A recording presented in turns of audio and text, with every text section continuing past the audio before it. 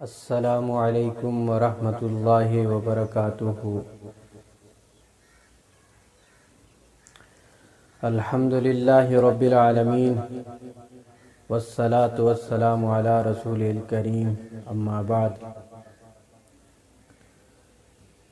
اللہ تعالیٰ نے ارشاد فرمایا ہے کہ وما خلقت الجن والانس الا لیعبدون، کہ بے شک میں نے جن و انس کو اپنی عبادت کے لیے پیدا کیا ہے۔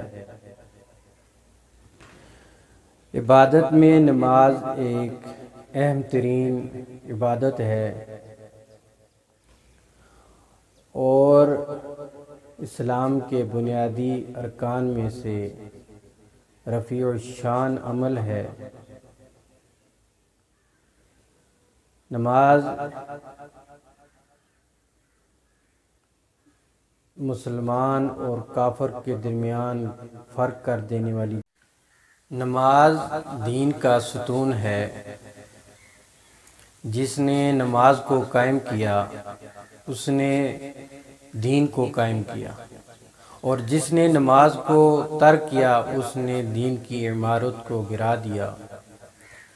نماز مسلمان کا ایک اہم عمل ہے، جیسا کہ سیدنا ابن مسعود رضی اللہ تعالی عنہ فرماتے ہیں کہ میں نے رسول اللہ صلی اللہ علیہ وآلہ وسلم سے ارشاد فرمایا، ان سے پوچھا کہ اے اللہ کے رسول، اللہ تعالیٰ کے ہاں سب سے افضل ترین اور محبوب ترین عمل کون سا ہے؟ تو آپ صلی اللہ علیہ وآلہ وسلم نے ارشاد فرمایا، اللہ تعالیٰ کے ہاں سب سے افضل ترین اور اللہ کا محبوب ترین عمل نماز کو اس کے مقرر وقت پر ادا کرنا۔ سیدنا ابن مسعود فرماتے ہیں کہ میں نے رسول اللہ سے پھر دوبارہ پوچھا کہ اللہ کے ہاں دوسرا محبوب عمل کون سا ہے؟ تو آپ صلی اللہ علیہ وسلم نے ارشاد فرمایا، جہاد فی سبیل اللہ ہے، اللہ کے راستے میں جہاد کرنا ہے۔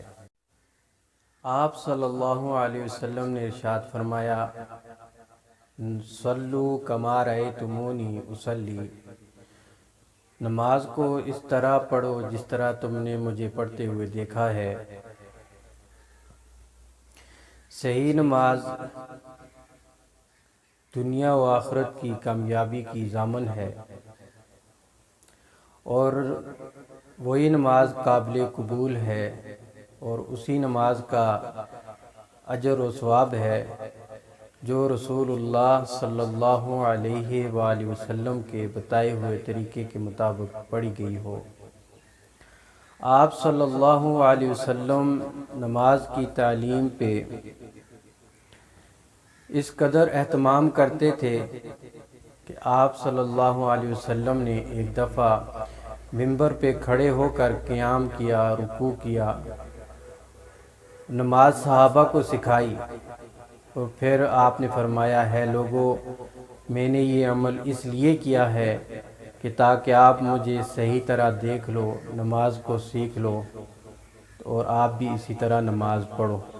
نماز مرد اور عورت پر دن اور رات میں 5 مرتبہ فرض ہے، اور مرد کے لیے کسی بھی صورت میں نماز معاف نہیں ہے، چاہے وہ بیماری کی صورت میں ہو یا حالت جنگ میں ہو، نماز کی معافی نہیں ہے۔ اور یہی وہ فریضہ ہے جس کے ذریعے انسان اللہ تعالیٰ سے ہم کلام ہوتا ہے، اللہ تعالیٰ سے باتیں کرتا ہے، اور یہی وہ فریضہ ہے جو ہمیں پابندی وقت، نظم و ضبط سکھاتا ہے۔ یہی وہ فریضہ ہے جو ہمیں طہارت و نظافت کا عادی بناتا ہے، اور یہی وہ فریضہ ہے جو ہمیں فواحش و منکرات سے روکتا ہے۔ لیکن افسوس اس بات کا ہے، جتنا اہم یہ فریضہ ہے، آج مسلمان اس سے اتنا ہی دور ہے اس سے اتنا ہی دور بھاگتا چلا جا رہا ہے۔